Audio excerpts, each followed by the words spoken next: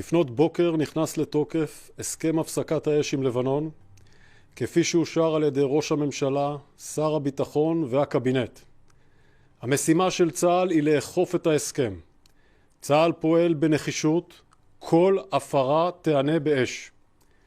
כוחות צה"ל עדיין תופסים עמדות בדרום לבנון, בכפרים ובמרחבים אשר מהם תהיה נסיגה הדרגתית בהתאם להסכם.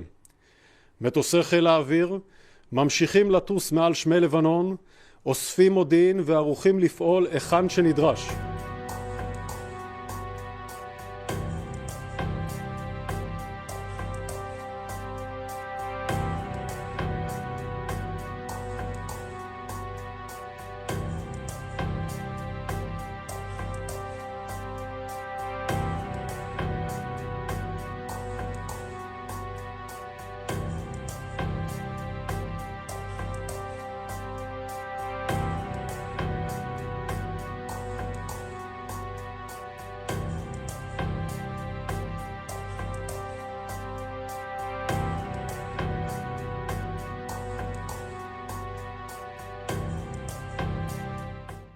במהלך הלילה, בשעות שלפני כניסת ההסכם לתוקף, תקפנו בעוצמה כ-180 מטרות ברחבי לבנון.